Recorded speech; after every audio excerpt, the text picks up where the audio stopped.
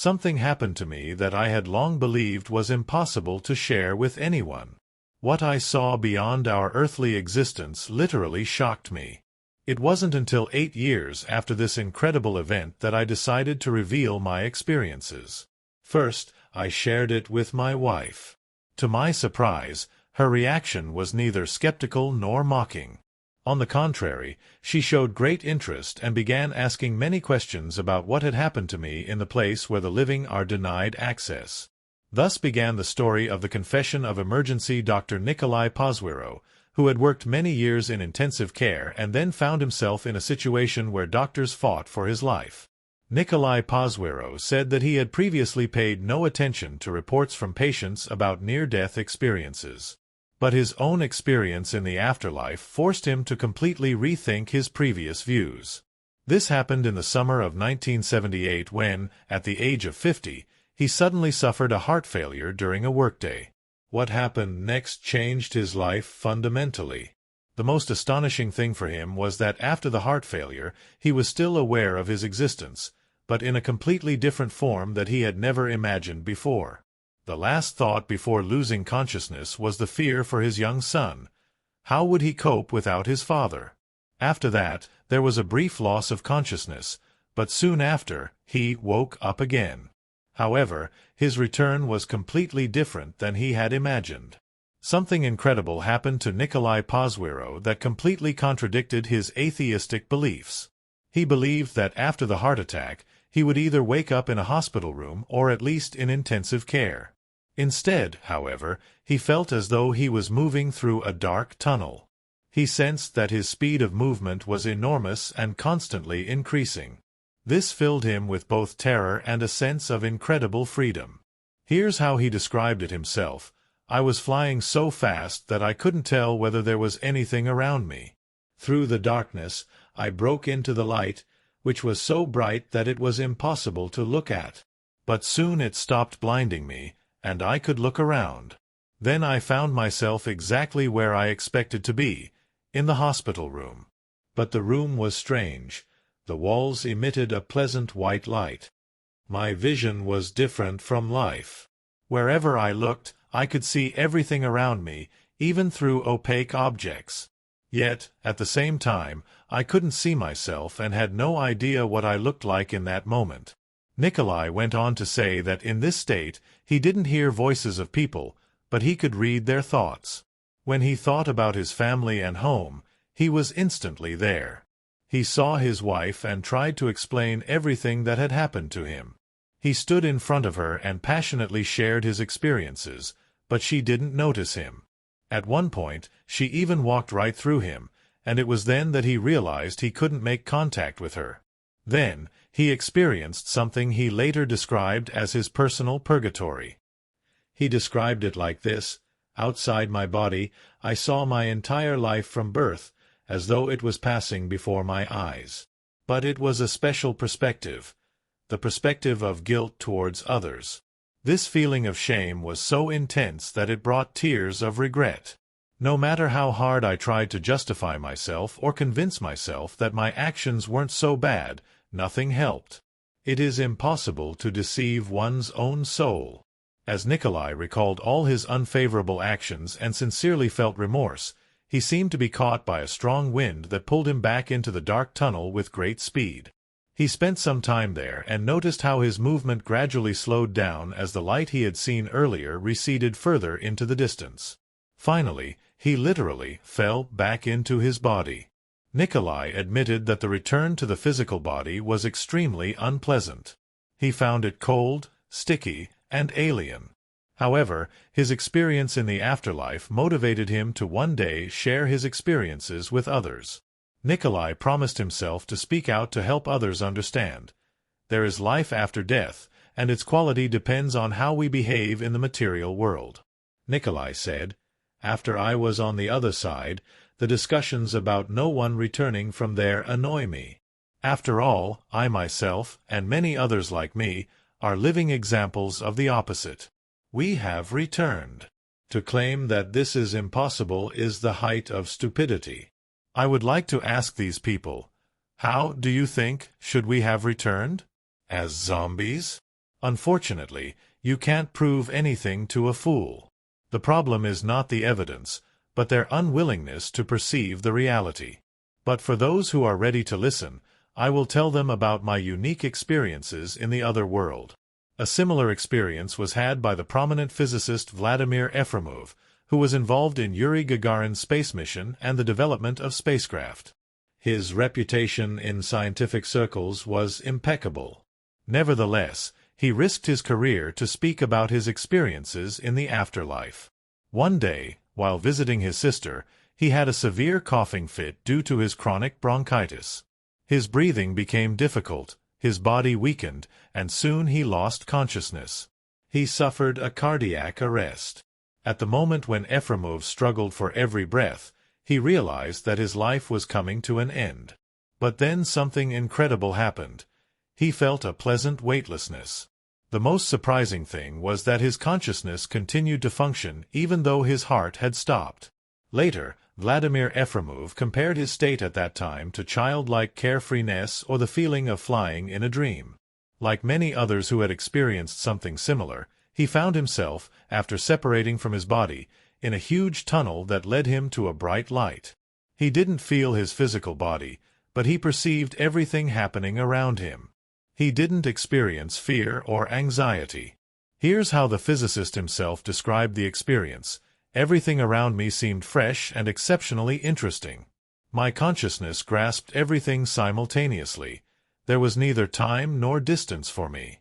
The space resembled a rolled-up cylinder, with a uniform light that cast no shadows. On the walls of the tunnel, I saw some irregular structures that resembled reliefs. I found it hard to determine where was up and down. But I thought to myself, if I can think, then I continue to exist. While he was in the tunnel, Vladimir noticed another remarkable detail. He was aware that everything about the world he had left behind was familiar to him. His mind seemed to have transcended the boundaries of all earthly knowledge. His memory, merged with the information of the universe, appeared limitless and boundless. The physicist also noticed that in the afterlife, there are many more dimensions than the three we are familiar with. Vladimir Efremov spoke about this. My interaction with the surroundings became less and less one-sided. With every thought question, the answer appeared instantly, as if out of nowhere. He described how the processes in the afterlife do not follow a linear progression, like in our world, but instead happen simultaneously in all directions. All objects there appeared as blocks of information that unite many aspects of reality. However, the most astonishing thing happened later when Efremov, after calming down, began to explore the space he was in. He noticed something so impressive that it forever changed his view of reality. He described the experience as follows: I felt that someone was guiding me, an omnipresent being without boundaries. This invisible but perceptible subject did everything to ensure I wasn't scared. I understood that it was showing me everything, from different phenomena to their causes and consequences.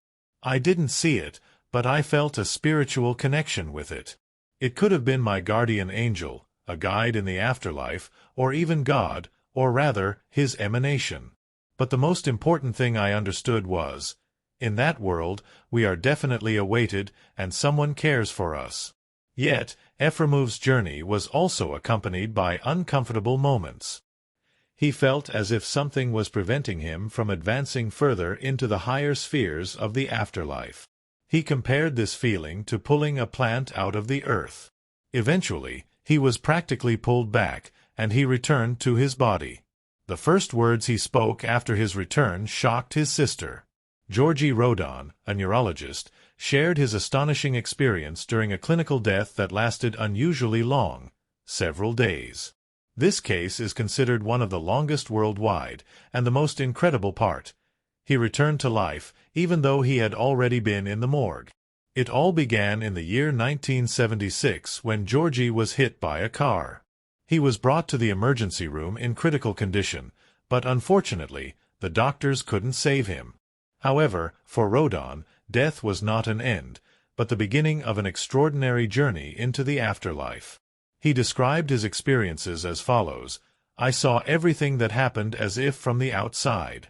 The only thought that went through my mind was, how can I exist if I am no longer here? At that moment, the full horror of my situation dawned on me. Earlier, the physicist Vladimir Efremov, after returning from the afterlife, had spoken words to his sister that deeply shook her. There is no end. There is life there too, but it is different from here. In the 7 minutes when his heart stopped beating on earth, he experienced a deep spiritual journey. He realized that death is not the end, but simply a door to another dimension. Once Efremov had fully recovered from the experience, he told his relatives that death no longer frightened him because he knew there is life beyond it as well. Truly amazing things happened to Georgi Rodonai. His soul was caught by an invisible wind, which led him into a new, eerie phase of his afterlife journey. Everything around him suddenly sank into a dense, enveloping darkness. This state resembled a dream, yet he was fully conscious. When he recalled this moment, Rodonai said, although there was absolute darkness around me and I still couldn't feel my body, there was no pain. But I understood, this is still me.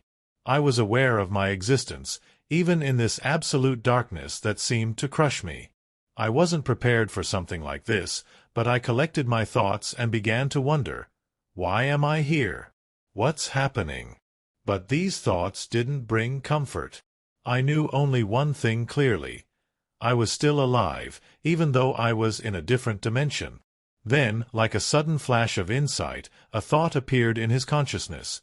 If there is darkness, there must also be light. As soon as he focused on this idea, the darkness began to gradually recede. The darkness gave way to a bright, white light, which Rodonai compared to the constant flash of a camera. Over time, he became accustomed to this dazzling glow and felt the warmth and security emanating from it. Georgi described his sensations as follows. As my eyes adjusted to the light, I began to explore the surrounding space. I noticed that it was filled with tiny particles, molecules, and atoms.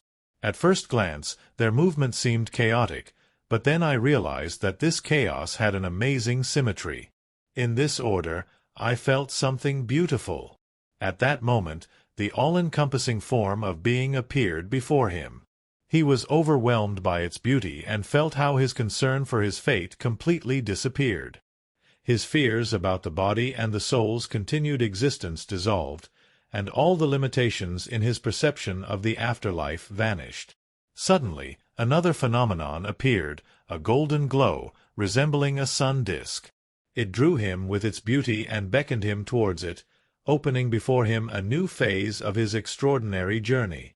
The light that penetrated Georgi Rodonai's consciousness became an inseparable part of his being. He felt how he became one with this light, and his soul was flooded with waves of indescribable bliss. Georgi realized that everything that happened was no coincidence, but a deep law, filled with a higher meaning and harmony. The realization of the existence of an afterlife dimension gave his life a new, deeper meaning. Everything that had previously been incomprehensible now became clear. The evolution of the soul and spiritual development truly exist, and he understood their true purpose. Before his inner eye, his entire life revealed itself as a single, all-encompassing image. Georgi felt himself as both an observer and a participant in all of his events. He compared this vision to a holographic image, where each moment, from birth to the tragic incident during the resuscitation, was visible simultaneously and in full depth. He realized that life is infinite and exists in all aspects of being. The forms of existence may change, but the essence remains unchanged. Everything in the universe is interconnected and one. It seemed as though Georgi Rodonai's journey through the afterlife would end at this point. But suddenly, a shocking twist occurred, one that he later said he couldn't recall without deep emotional disturbance. While his soul was exploring the mysteries of the afterlife, his body had already been taken to the morgue for an autopsy. As the pathologist began his work, making an incision along the chest, Georgi opened his eyes. At first, the doctor assumed it was merely a reflex movement and closed the deceased man's eyes again. But Georgi opened them once more. Struck by fear, The doctor illuminated his face with a lamp and was astonished to find that the pupils responded to the light. He realized that this was inexplicable, yet real, and immediately rushed the body back into resuscitation. To everyone present, it seemed like a miracle.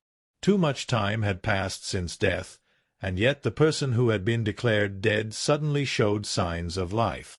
During the resuscitation, Georgi felt how his soul was abruptly and violently pulled back into the body through pain and darkness. After some time, he regained consciousness. Upon returning to life, Georgi shared his experiences. The afterlife will be a continuation of the soul for everyone. Evil and vile people will find their place in the darkest corners, while good and light souls will continue their existence in the highest spheres of being.